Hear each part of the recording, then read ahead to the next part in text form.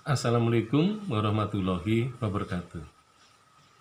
Periode kolonial ini juga tampaknya bukan merupakan arsip yang dibuat sendiri oleh orang Indonesia. Jadi yang buat arsip justru adalah para pejabat kolonial di Indonesia, dari yang terendah sampai yang tertinggi, dari gubernur jenderal sampai ke para kontrolir, ya. Nah, jadi arsip-arsip itu memang ditulis oleh pejabat apa pemerintah Belanda, meskipun juga ada mungkin surat-surat yang berkaitan dengan aktivitas seorang bupati yang kemudian juga mengirimkannya kepada asisten residen atau residen. Jadi bangsa Indonesia dalam hal kearsipan memang bisa dikatakan lemah, terutama dalam memproduksi arsip. Nah, memang sebenarnya arsip-arsip yang ditulis oleh pejabat-pejabat Belanda itu memang sumbernya seringkali menggunakan eh, sumber terutama orang-orang pribumi. Jadi misalnya ada seorang pejabat wawancarai gitu ya, ditanya atau mereka disuruh menulis gitu ya. Dan kemudian dari hasil itu kemudian ditranskripsikan menjadi seperti laporan-laporan yang diberikan oleh para pejabat di Hindia Belanda. Nah, jadi di satu sisi pejabat-pejabat itu juga harus menulis karangan-karangan yang mereka dapati ya sebagai objek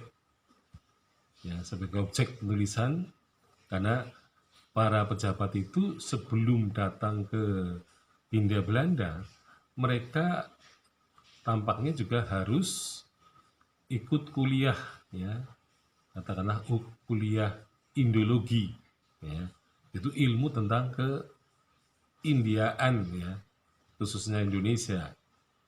Nah, jadi mereka sudah mempunyai pengetahuan Indologi, nah sehingga kemudian mereka harus menciptakan atau membuat arsip-arsip yang penting yang di kemudian hari akan dipakai sebagai kepentingan administratif politik dan juga untuk kepentingan riset sejarah.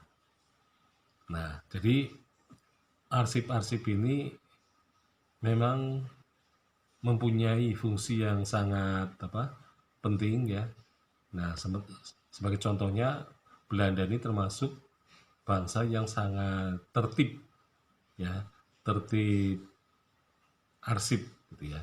Nah, ini contohnya seperti yang terjadi pada kasus misalnya, jadi Sujiman dalam sebuah memoarnya mengatakan bahwa ketika masa pendudukan ya, setelah pendudukan Jepang, Indonesia merdeka, kemudian Belanda masuk lagi ke Indonesia.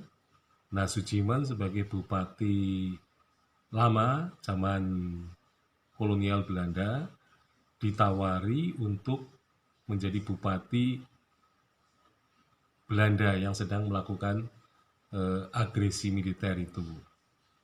Jadi pada waktu itu ada pemerintahan Republik Indonesia melawan pemerintahan agresi militer Belanda di Indonesia. Nah, pada waktu itu Sujiman itu mempunyai ya Beslit, Bupati Banyumas, juga mempunyai surat keputusan sebagai Bupati Republik Indonesia. Jadi Sujiman ini rupa-rupanya ketika ditawari lagi untuk menjadi Bupati Rekomba, ya, pemerintahan pendudukan Belanda Rekomba, ia menolak. Nah, karena menolak, maka dia harus mengajukan pensiun ke pemerintah Rekomba itu. Nah, kemudian dia karena terusir dari wilayah pendudukan Belanda, ya Belanda menempati daerah Purwokerto, ya Banyumas itu, dan dia kemudian pergi ke Jakarta. Jadi dia katakanlah dibuang ke Jakarta oleh pemerintah Rekomba, tetapi di Jakarta kemudian ia mengajukan pensiun, jadi masuk ke pemerintah pusat, ya. Ternyata arsip-arsip Sujiman itu kepegawaiannya masih tersimpan rapi, meskipun dulu sudah dimasuki oleh Jepang. Jadi Jepang tidak merusak arsip-arsip Belanda itu.